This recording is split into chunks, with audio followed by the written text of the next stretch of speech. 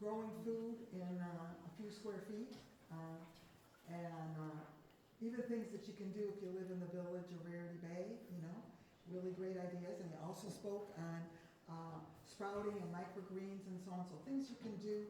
And if the grid goes down, a lot of these things are gonna be absolutely critical.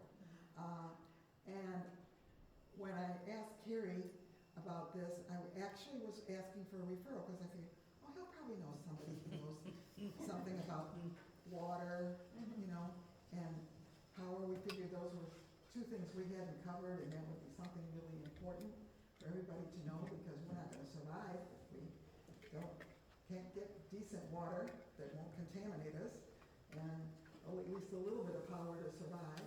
And he said, well, Diane, do you know that's what I do? I talk with people about that, and I live off the grid. I thought, and we've been searching for somebody, so you just never know who's going to be the right speaker at the right time.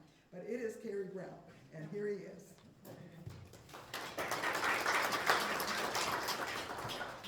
All right, guys. How's my volume out there for you? A little more loud? Good? I don't want to blast you guys.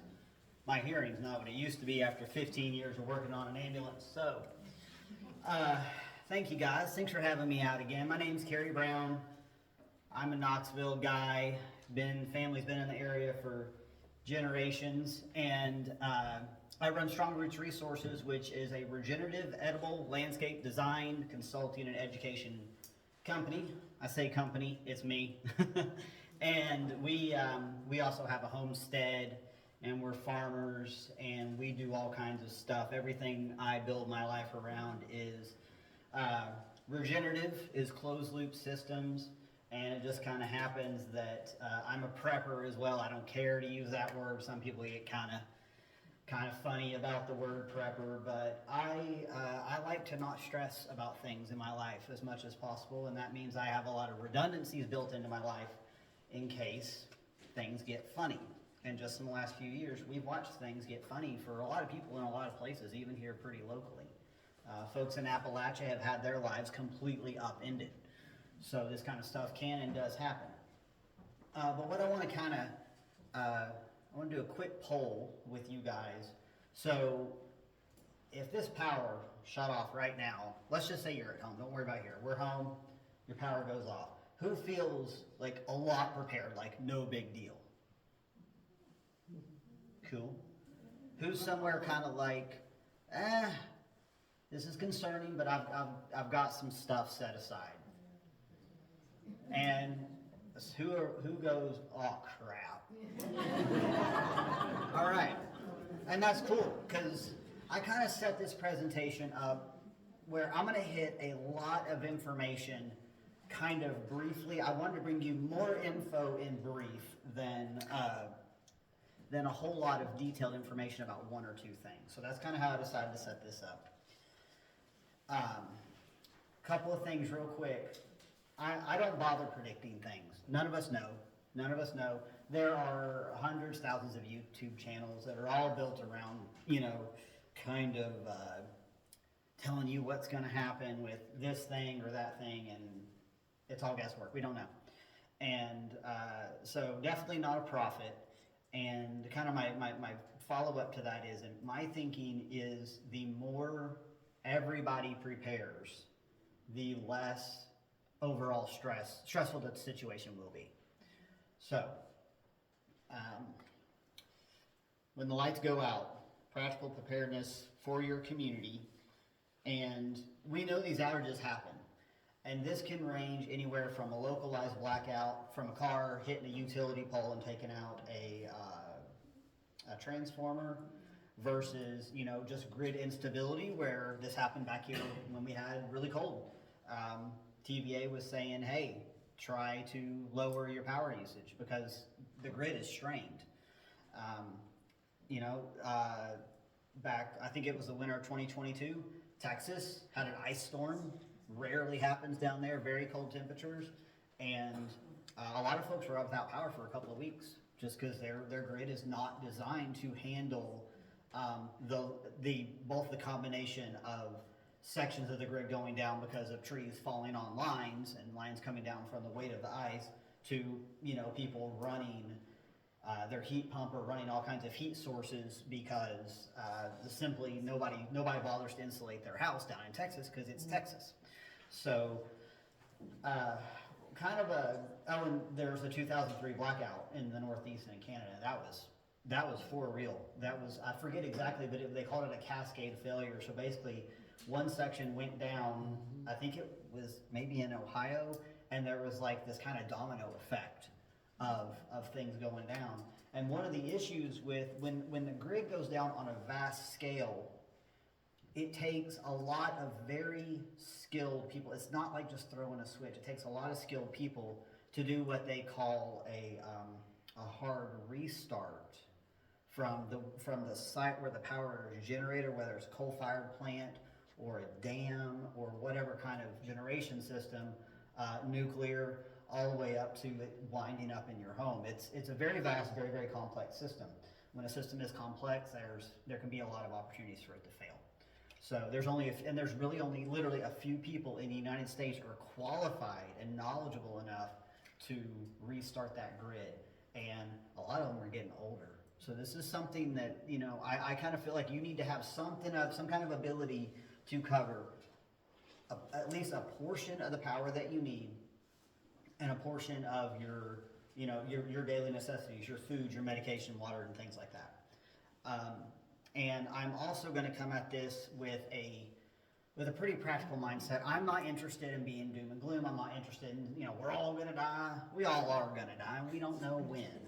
But I want to come at this with a very kind of straightforward, you know, kind and thoughtful approach. The whole fear and panic stuff and all that kicks off. I'm just not interested in it, and I don't like it that people make money acting that way. If you want to ever kind of do a simple test for yourself, turn your main breaker off maybe start for 6 hours. Your food's not going to spoil in your fridge in 6 hours. Your freezers will be fine as long as you keep them shut. So just throw that main breaker off and look around and kind of figure out, and turn your phone off too. Maybe let your battery be very low on your phone and see what crops up. It's the best way of discovering. But then you can do it with a non-stress, your mindset won't be stressed out. Like, you know, you're just doing a test, but also it will show you rapidly where the holes in your plans are. Second to this, preparedness in general. If you do not have a good connection with your community, and that preferably that are the people who literally live close to you, people whose homes you can walk to, that's one of the first things you need to be working on. If you don't know them, that's okay. You can get to know them. If you don't like them, you've got a little more work cut out for you. But it's worth it, because when it gets real, as we say, you don't want those people to be your enemies. So, you know, used to, and a lot of you guys, you know, I know I've got people here covering multiple generations, but a lot of you guys remember when it was just normal to know all your neighbors and to take them cookies on Christmas and to do that, and there's no reason we can't still do that. When we lived in the city, we're in the county, when we lived in the city, we did that. We communicated with our neighbors. There were a couple of them that I wasn't crazy about, but I didn't want them to be an enemy by any means. So go ahead and be thinking about and having the discussions of having regular meetings with your community members. This can also be your church. It can be if you have like a community club of some sort. It can be whatever organizations you're involved in. GEO itself, I mean, a lot of you guys live close to one another. So you guys could, for those of you who are like in Verde Bay or Tellico Village, or, you know, in some of these lake communities and whatnot, go ahead and just have one meeting a month for an hour and talk about, well, what will we do if these events happen? And start setting up, you know, a little bit of a protocol, a little bit of a, you know, if this happens, then we'll do this. You know, if the power's out for more than 24 hours, you know, we check on these people and we make sure they're okay. You check on people who are more vulnerable, check on people who are elderly or who have small children. I mean, really, I'm sure it feels like common sense to most of you guys, but a lot of us get busy with life, and we just overlook these things. You can also, at this point, consider if somebody's home or a location, again, a church or a community center is a really good spot for this. If you want to consider that a rallying point where if it's hard to communicate, that you have a designated location where people start going to, preferably you can walk to, or maybe you can ride a bicycle to it. If for any reason alcohol, you can run a car on alcohol, by the way. If gasoline or things of that nature are also hard to obtain. So we're kind of talking like we've got kind of a bad situation on our hands, a true like grid down scenario, not just a brief outage. Consider setting up that rallying point. There is quote unquote official training that you can take. It's called Community Emergency Response Training. That's CERT. Most counties offer this. Most county governments, municipalities have something of that sort. They have classes. They do them usually a couple times a year. You can get a group of your friends together, do these classes, and it kind of gives you the framework for what I just sort of described. Can you say the name of that training? So it's CERT, Community Emergency Response Training. And that's something like, it can cover a lot of things, but let's say there's been maybe a tornado. Sunbright got whacked by a tornado again a few weeks ago. So, so a tornado goes through, a call will go out, certain people will be activated, and these are volunteers. This is not necessarily just paid EMS and paid firefighters. And you will receive, you will be communicated with in some form, and you'll have instructions come through of, we're gonna go to this zone and we're gonna try to get a head count of people, see if there are people who are hurt, see if we need to set up a first aid station. You can do that that's very common for any kind of natural disaster, but really anything that kind of disrupts the normal flow of society can fall under that sort of certification. If any of you all are familiar with Patriot Church in Lenore City, they have some similar programs. So a lot of churches, they'll do kind of their own version of that. So there's a lot of ways to get that training. Same if you take like a first responder class or certain like CPR and first aid classes, sometimes that kind of training will be rolled into it. And communication classes as well. So I'll get to a little bit about radios here, but there's a lot of good communication classes and radio classes as well, because that will be a backup to cell phones. Cell phones, that network is also pretty fragile.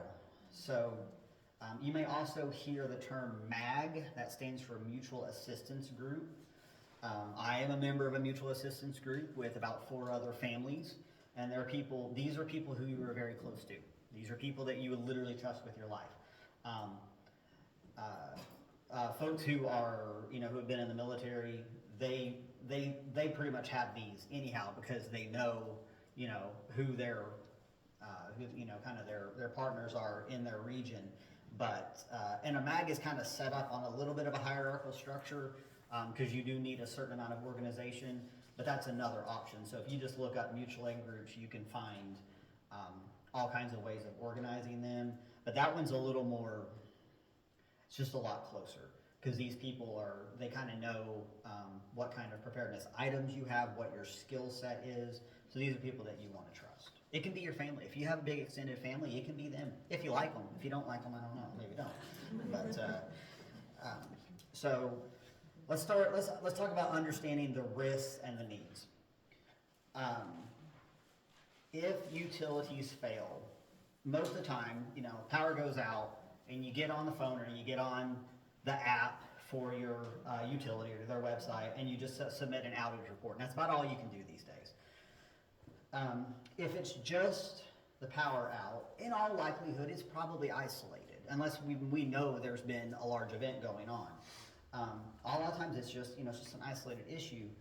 But if you look and your phone doesn't work, and maybe you can't get your car to start, and it's a newer car, something more problematic may have happened. Have you guys heard of EMP, electromagnetic pulse? Anybody read, I'm going to brain fart on the book, but 1 second after? Yep. All right. You guys had nightmares. Yeah.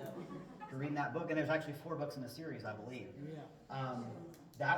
We're talking about a complete reset of society. This is pretty much worst case scenario. For those who don't know, an EMP can happen a couple different ways. It can happen from a solar flare. Well, that's usually called a CME, a coronal mass ejection. It can also happen from a nuclear weapon that is detonated in the atmosphere. So it's not detonated on the ground, it's detonated in the atmosphere, and it basically just fries everything with microchip in it. Now, there is a lot of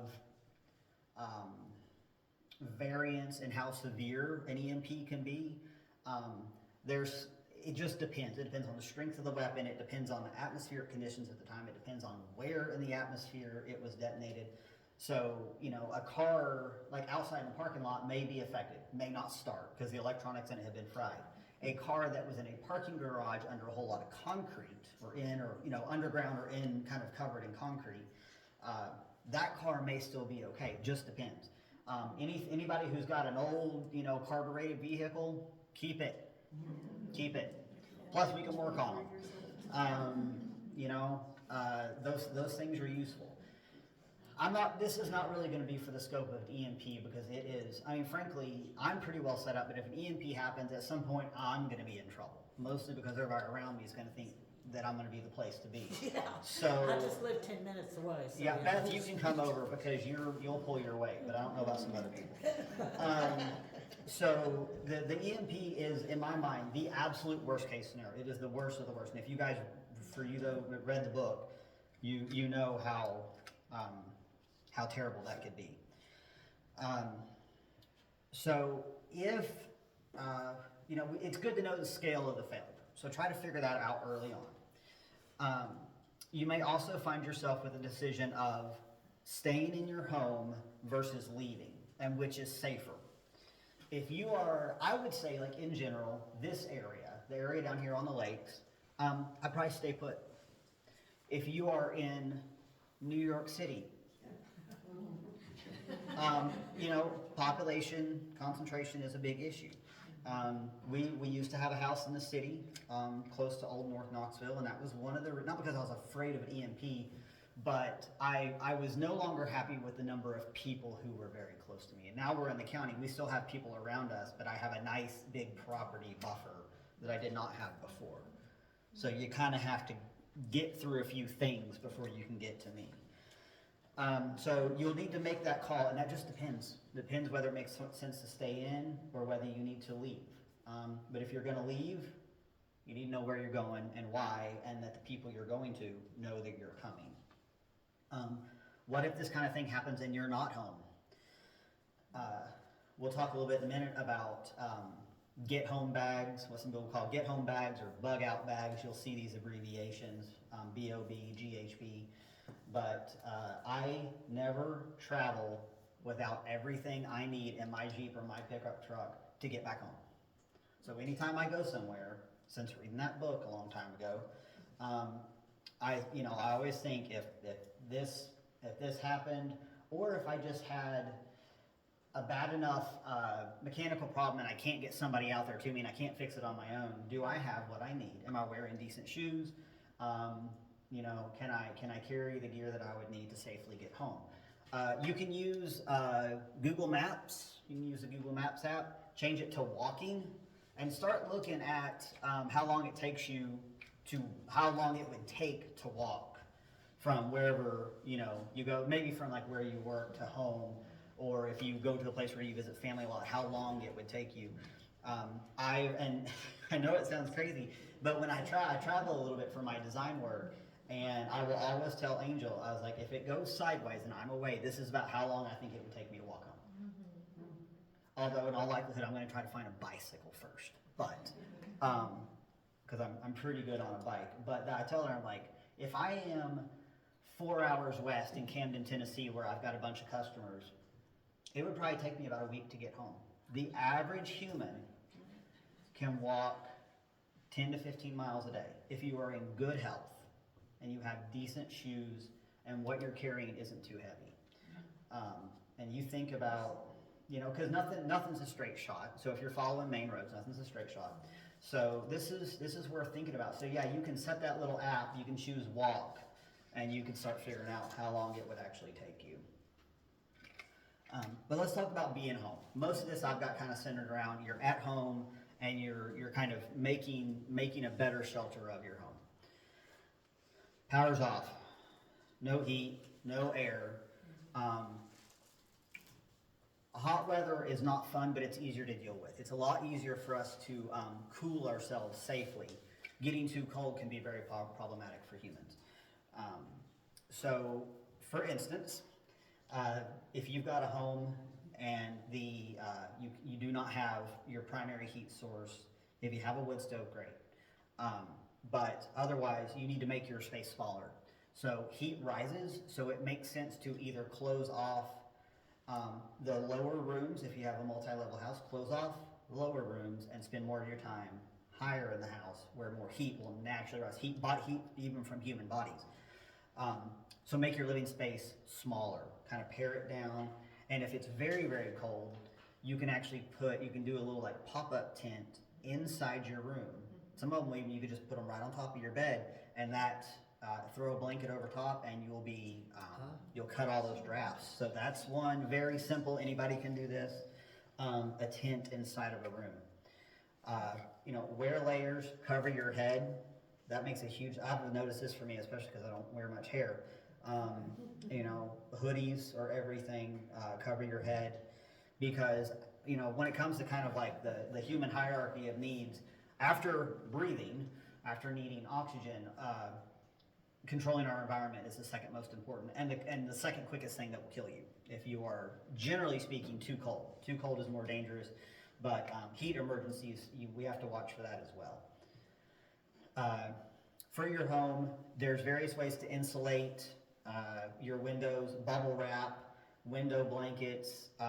The old timers, there was actually a thing called a window blanket, and they were basically heavy quilts, and they would sew heavy quilts and they would hang them as drapes to cut those drafts down. There's plastic you can put over your windows. You put them over the whole frame and you make an air gap. An air gap is actually what stops air from moving in and out. So you put plastic over your windows, and it's kind of like a shrink wrap effect. Draft stoppers, all this, you really have to think about what it takes to retain as much heat in your home. Alternative heat sources. A wood stove, if you can do it, if you can, properly have it installed, that's one option. And of course, enough wood to run it. These days you can get a hold of indoor propane heaters. They're called the Mr. Buddy. There's a bunch of different brands.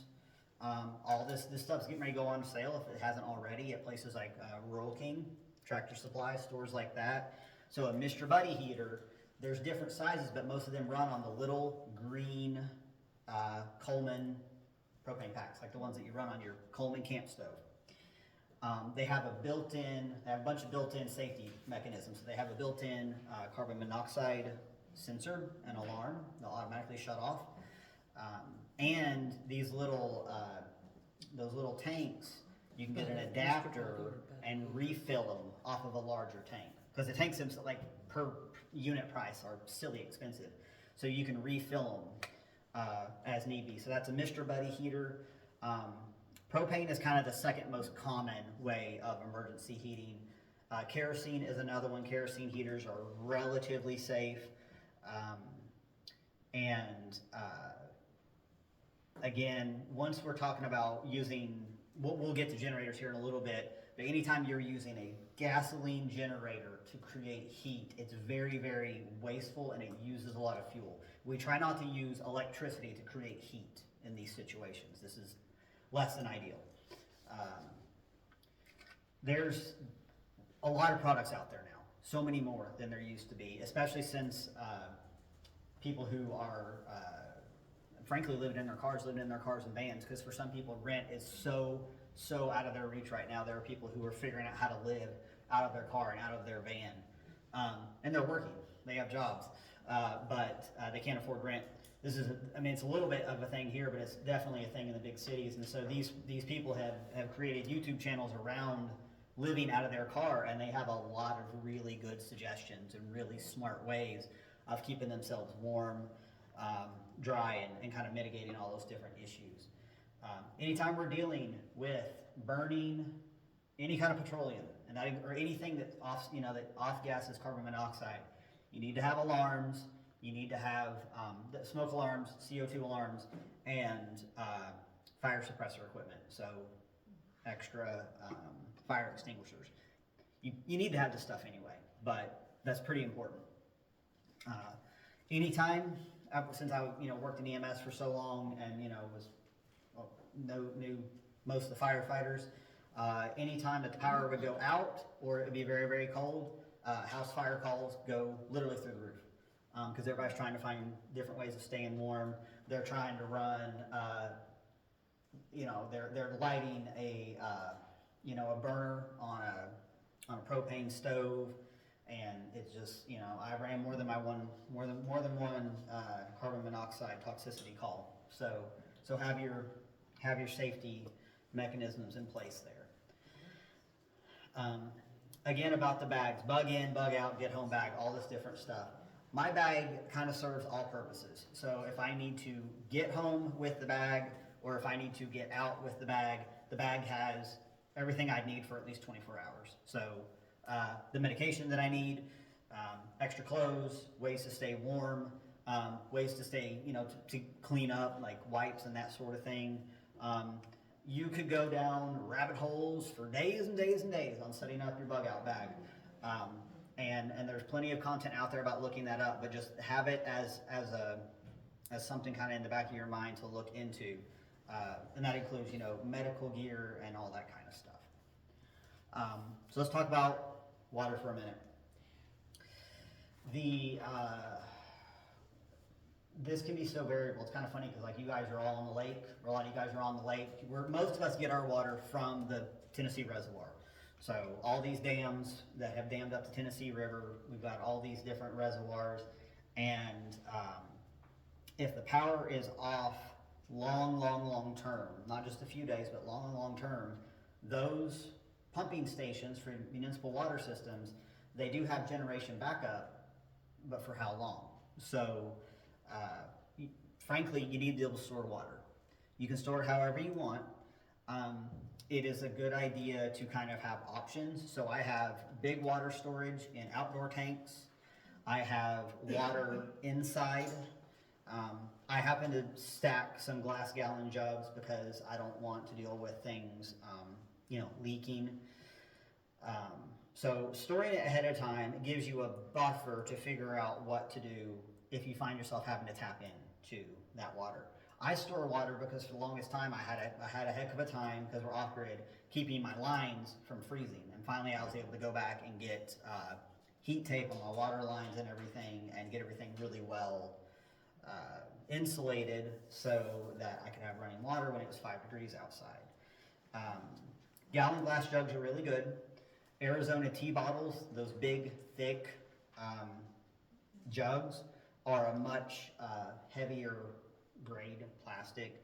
And anything, I know soda is complete junk, but soda bottles are a special blend of plastics because they're designed to basically resist the acidity of those products. So they will hold up longer, but you do need to make sure that they're not in a place where they're going to freeze.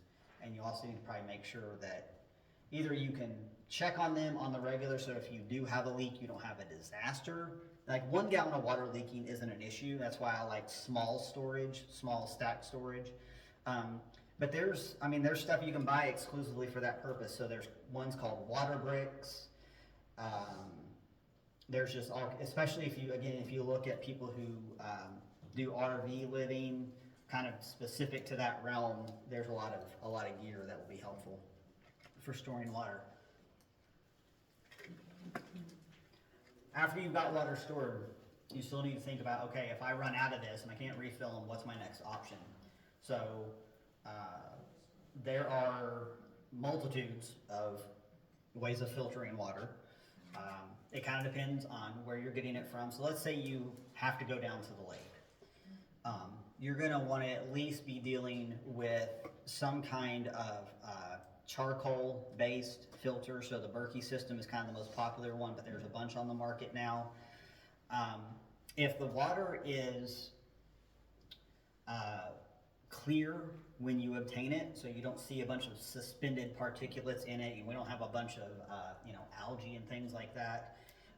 Generally, like a charcoal and sand filter will get you in pretty good shape, and then if you want to handle anything that could be pathogenic, any bacteria or runoff from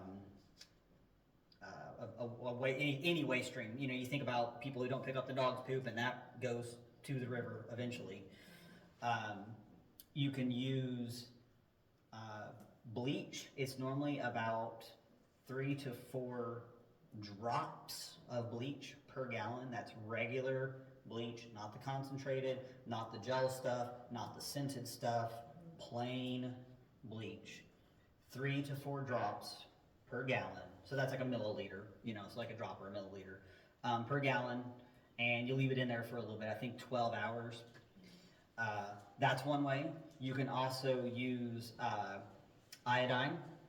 Medical grade iodine will take care of anything that could become pathogenic. And also, if you have just kind of run it through a simple charcoal and sand filter, and you put that water in the sunlight for a couple of days, UV rays from the sun will also make it cleaner. So it's just one of those things that everybody's situation is different, but you just have to think through where am I going to get this water, and how am I going to move it? I mean, it seems like a lot, but if your vehicle's not running, how am I going to move it? This is where working together with people really matters. You may also need to consider doing what it takes to keep that water source clean. So we're making sure that people aren't doing things like going to the bathroom near that water source. Not letting their dog go to the bathroom, things of that nature. One of the biggest reasons, basically what we learned how to fight disease when we stopped getting poop and everything, basically. So if that goes away, we're back to kind of looking at dysentery and malaria and all kinds of not fun stuff. So, like I said, it depends on your location, but you just have a game plan at the bare minimum, have some stuff put away. I think it's on your handout. Kind of a 1 gallon per person per day is an absolute minimum. That doesn't even really count what you need to clean with. That's pretty much what you need to drink and or cook with. So I would go more. Food and nutrition. I'm not going to go like super duper in depth on this, but basically make a pantry, rotate it. When things are on sale or when you can afford to, buy more of what you already use. You can go buy some freeze-dried stuff in kits. That's fine. Like the Mountain House brand, or there's a brand called Alpine. There's several different brands out there. Patriot Supply is really popular right now. Nothing wrong with having like completely shelf-stable 25-year food storage. I've got a few buckets myself. Even if I don't really plan on ever using them, if I was in a situation where I needed to trade for something, calories would be, if we were in a situation like this, calories become currency. So, but for the most part, store what you eat, rotate it, pack a freezer. It's actually better to have more stuff in a freezer and the power go off, because all that mass will actually help things stay cold longer. And you can figure out, you could start, cooking that food outdoor, or, but it makes sense to have more in a freezer than a little bit. And if you guys want to talk to me about completely converting your property into an edible landscape, that's what I do. And we can do that on any scale. So don't forget your pets. Don't forget your pets. Do the same thing for them. We use Chewy.com for the dog and the cats.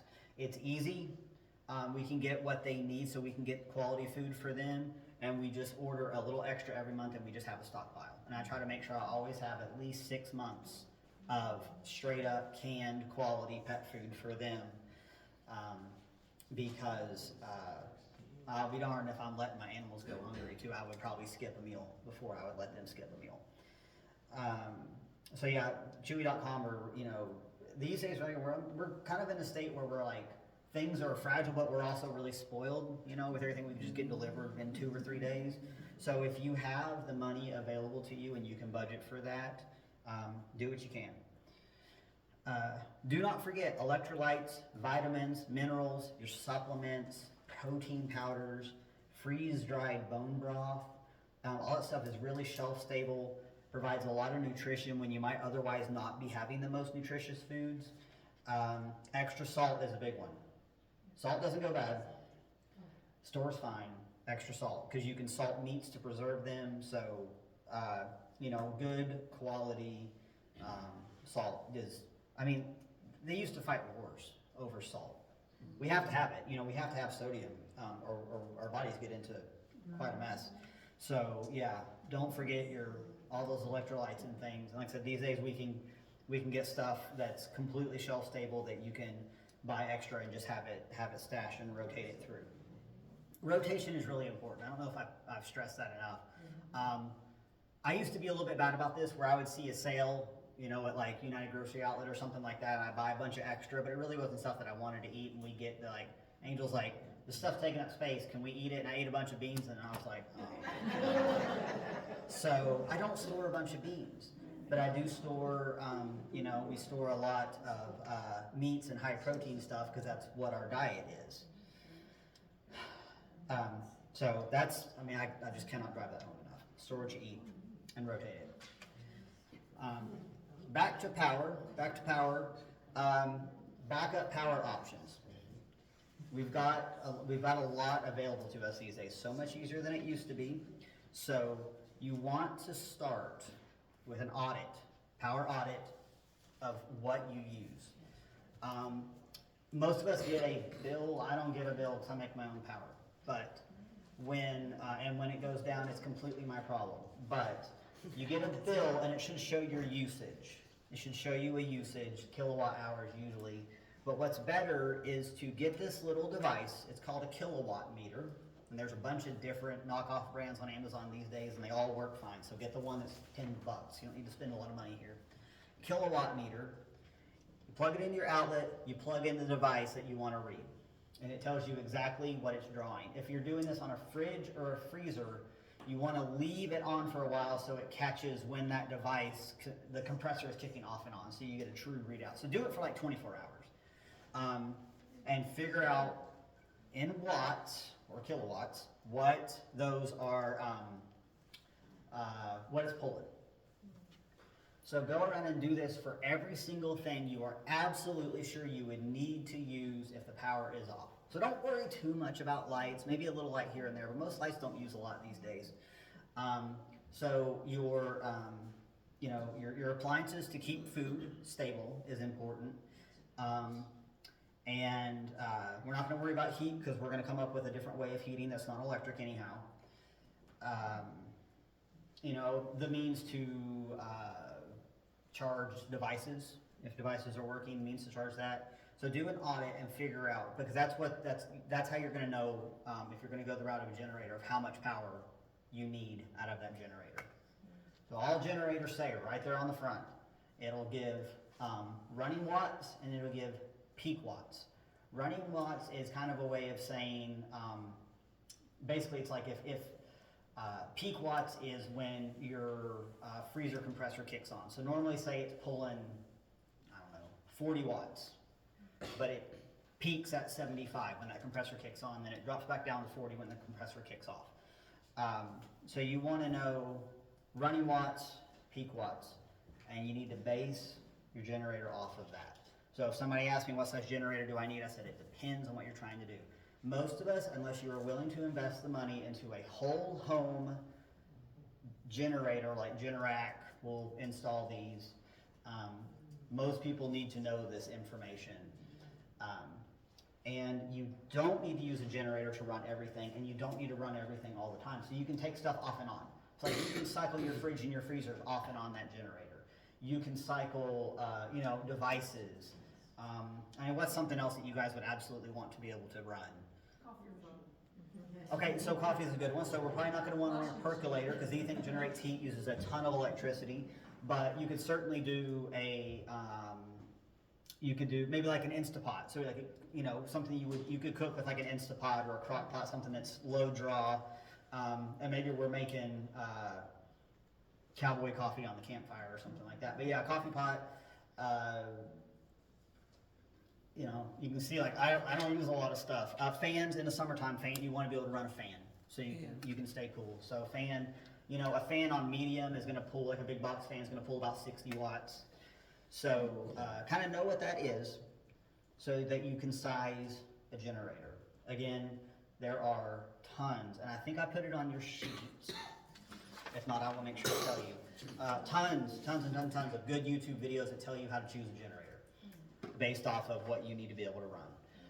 And what kind of generator, because these days you can get gasoline, you can get diesel, you can get ones that are that run off of propane or can even be hardline connected to a propane line. And then they have tri-fuel, and that runs off of all of them. And you just choose which one you're using at the time. Generators can be very loud. Yeah. Everybody will know that you have a generator. There are also battery packs of various sizes. So you can run, for instance, my brother has a battery pack from a brand called Jackery. There's a bunch out there, EcoFlow, Blue Eddy, Anchor. And these basically, some people call them solar generators. So they are a lithium-ion battery pack with plugs, and you just plug your stuff in. And they usually have some kind of solar panel array, small, they fold up. So people use them on boats and again in RVs and that sort of thing. And my brother says he could run his Jackery on full charge. He can run everything he needs for like 3 days and nights on the boat in the summertime, running a window air unit. So they're pretty beefy. They make pretty beefy battery packs these days. So I would probably try to use those more. But also, we know here, we don't get a lot of sunshine, January, February. So, again, redundancy. Try to have options available.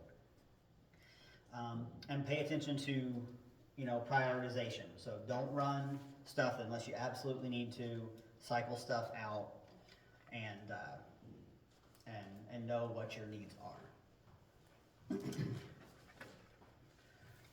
Let's see where are we? About 40 minutes here. So I'm gonna jump, first of all, if you didn't get a handout, I'm happy to email you one, and I've got an email list here. And if you would like my notes, I'll send them to you. I don't care. This is, you know, this is for everybody to make use of. So if you want, like, basically my outline to help jog your memory on stuff, by all means, I'll send it over to you. So I've leaned into neighborhood cooperation. Another big one is skills over stuff.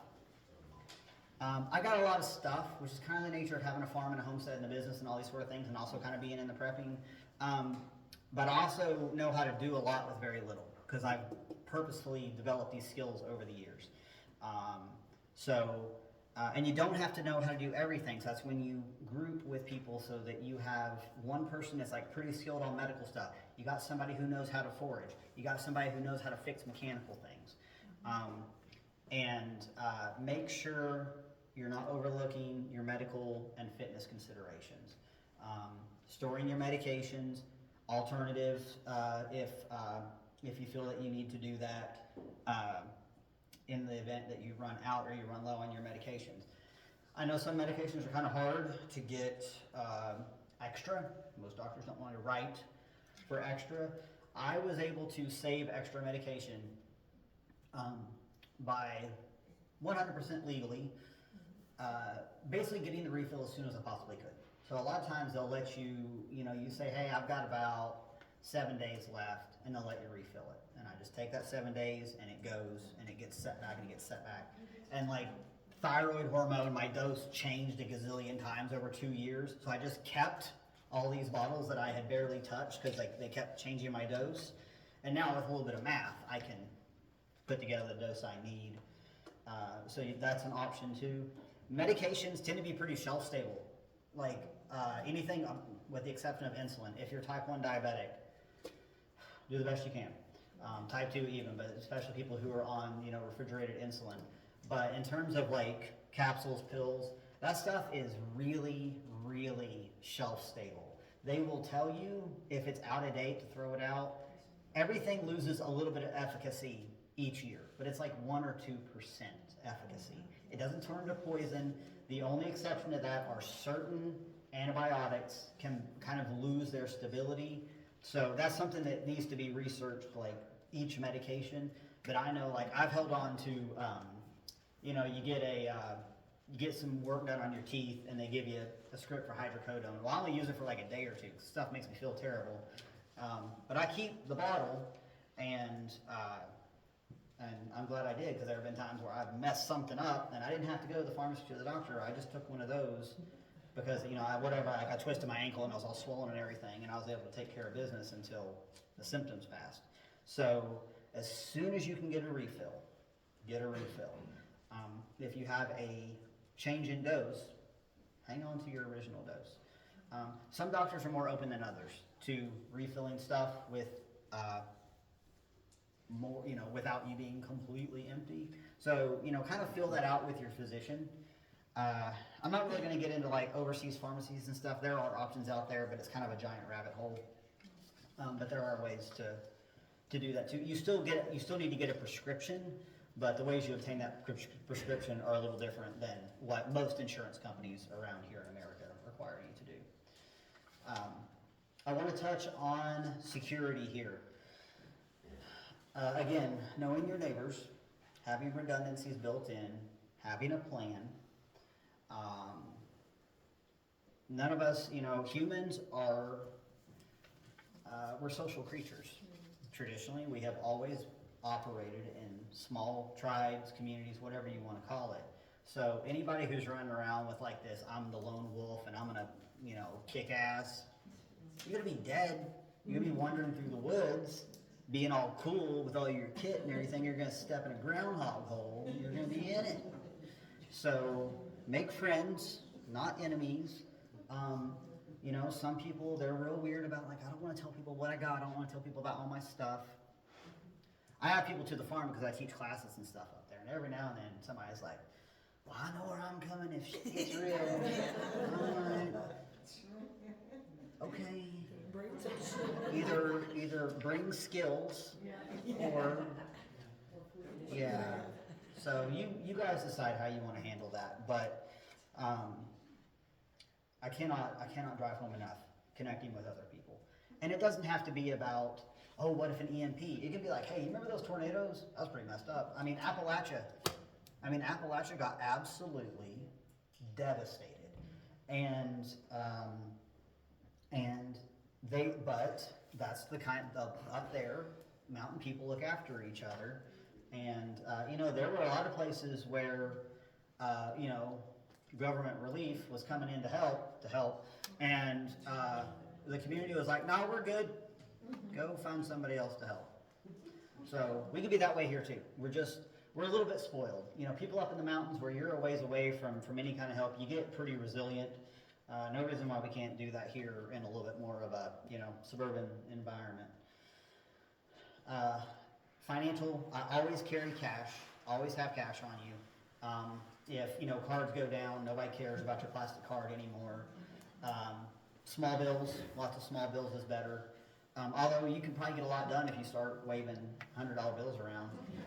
Cash would, even under a long-term issue, I think cash would probably stay solvent. We will still recognize that as a means of exchange. But also like small denomination silver can be useful too. Like real silver, like recognizable, you know, like 50-cent pieces and that sort of thing from a U.S. mint. I think I'm gonna, some of this is a little bit redundant, so I think I'm gonna get ready to pause and take your all's questions because I'm sure you have some. And like I said, I'm happy to send this outline since it's pretty in-depth. So, what you guys got for me? You had mentioned to me one time about a generator that's part gas, part propane. Mm-hmm. Is that a good redundancy system to have? Or? Sure. Especially given how close your neighbors are, a propane generator is going to be much quieter. Okay. Also, so there are types of generators called inverter generators. These are generally smaller, so they don't have as much generation capacity.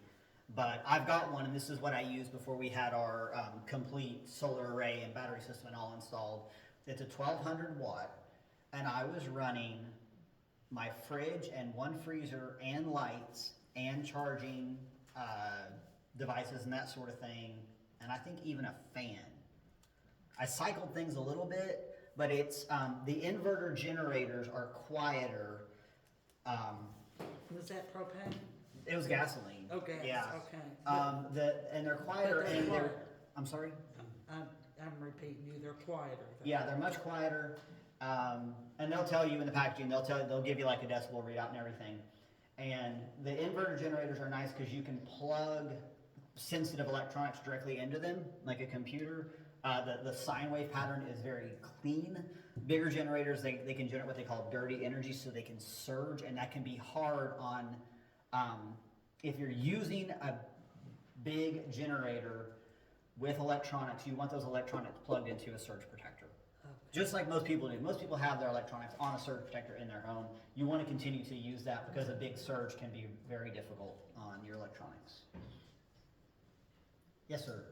So, really haven't talked about defense, like if some, if there's sort of a long-term kind of breakdown, and the people are, there's gonna be a whole lot of people who aren't prepared. Yeah. And they're gonna be like looking for your food. Sure. So if they get wind of your power generator that's really loud, or They you're- smell your they smell your food, you're cooking outside. Yeah.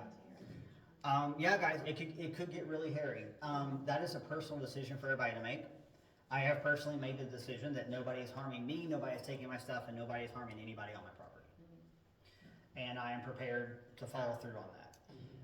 If you are going to go the route of any kind of defensive, I'm going to mind my language here because I'm going to try to get this onto my YouTube channel and not get shut down. But if you are going to go consider any kind of defensive tools, train with them. Train with them. It is our God-given right. It is a right in our Constitution. I'm 100% on board with that. But train and know how to operate that tool. And that is when, if we are in a long, this is why I encourage you to start talking to people now and kind of have at least these conversations going so you can say, okay, this guy has watch at this location. If you guys are in gated communities, you're already a little bit ahead of the game. You got somebody who can man the, any ways of getting in or out of your community. You've got somebody there who has the means to deter issues. There's I can give you guys a whole thing on it, but try not to be a soft target. Situational awareness is huge. We need to use that every day anyhow. When you're out and about at the gas station, wherever the case may be, things get hairy all the time. But you're right. I mean, it's a complex thing. But I think word has a way of getting around that, like, hey, you don't mess around over there in that neighborhood, because they've got it pulled together. And I think people should obtain those tools and train well with them, or explore other options if they're not comfortable with those particular tools.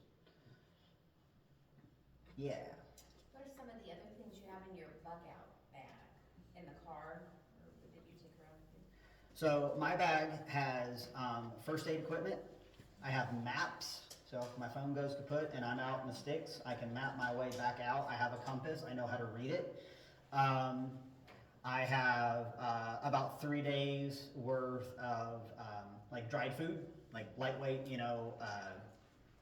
basically freeze-dried food with the means to heat them up. Basically like a military MRE is what they are. I have a couple of extra, I have some lights, I have, some extra knives, tools. I always carry change of underclothes, because like wearing the same pair of drawers several days in a row, you can have medical issues from that. Nobody wants a boil. Nobody wants a boil down there. Extra socks. I have the means to stay dry, so I have a heavy duty raincoat and hood. And if I pretty much always have like real boots in both vehicles, because sometimes I'm out in regular casual shoes or whatever, so I have like real boots.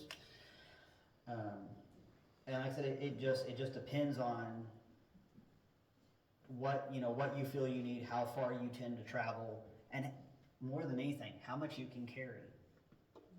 My pack's pretty heavy, but I can carry a 40-pound pack because I've trained with it and I've rucked and I've done that kind of thing. Yes, ma'am. Do you have one of those little lightweight aluminum looking things that's like a potato? Yeah, those emergency blankets are great. They're made of Mylar and they're reflective, so they weigh nothing at all, but they reflect your body heat back to you. So Mylar blankets are great.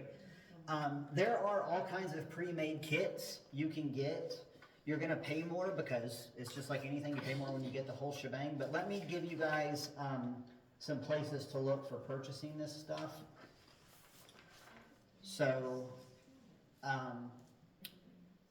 if you want to look for like, even if just like browse and get ideas, even if you don't want to actually buy from them, but Lehman's, that's Lehman, they've served like the Amish and Mennonite communities. They're up in Ohio, but they are exclusively non-electric.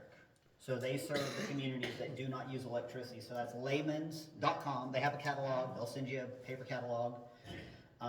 For that, that would kind of cover like a lot of your household stuff. RefugeMedical.com. My friend Bear Independent, they make incredibly high quality medical kits.